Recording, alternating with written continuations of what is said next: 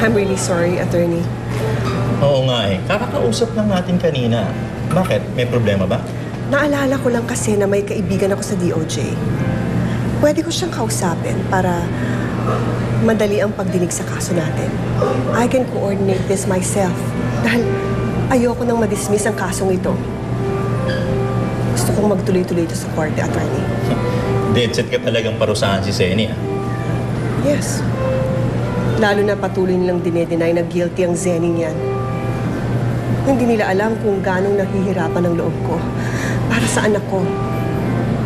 Kung pwede lang ubusin ko at gamitin ko ang resources ko, gagamitin ko lahat, gagawin ko.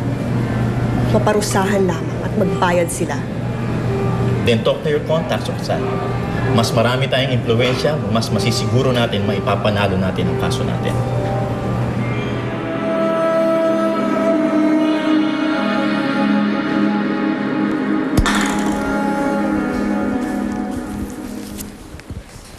Oh, inamin na pala si Inilira yung totoo. Ba't di mo pa sinabi kay Tita Roxanne? Choy, hindi ko siya ipapahamak, okay? Sandali, nanay niya may kasalanan, hindi siya. Kahit na. Mahalaga si Aling Zene kay Lira. Kaya hindi ko siya ipapahamak. Hindi mo ba naisip na kailangan managot yung may sala sa pagkamatay ng ex mo? Paano si Angeline?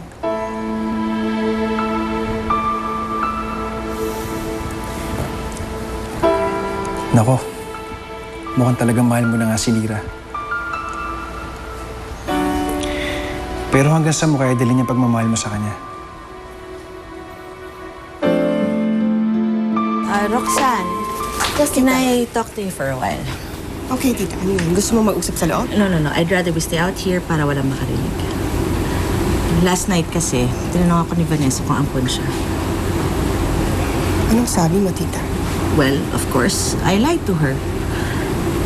Roxanne, can you please be nice to Vanessa? Para naman hindi nararamdaman na ampon siya. I can try, tita. Pero hindi yan ang priority ko sa ngayon. Hindi niya dapat malaman na naampon siya hanggat hindi nakukulong ang nanay niya. Parusa ko yun kay Zeni at Vanessa. Tita, kailangang makulong si Zeni. At ang anak niya pa ang magdidiin sa kanya. I wonder kung anong mararamdaman ni Vanessa kapag nalaman niya na isinakdal niya ang sarili niyang ina.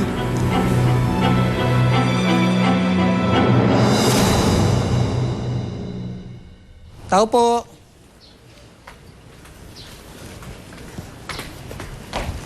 Magandang tanghali ho. Magandang tanghali naman. Kayo po si Miss Sandy Banag? Oo, ako nga. Ma'am, pakipirma na lang po ito.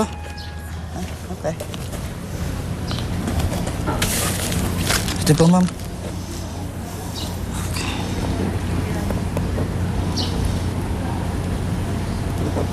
Okay. Salamat. Salamat po. Sige po, alis na po ako. Oo.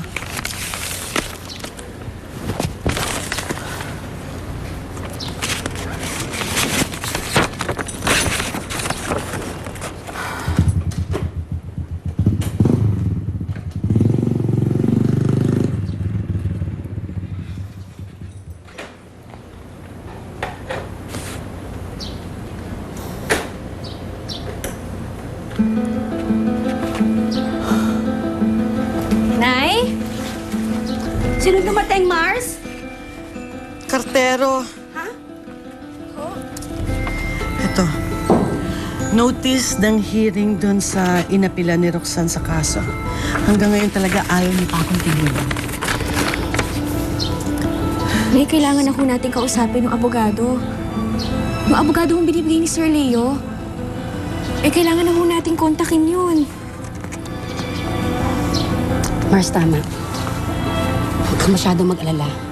Nakakatulong sa atin yung abogado. Ha?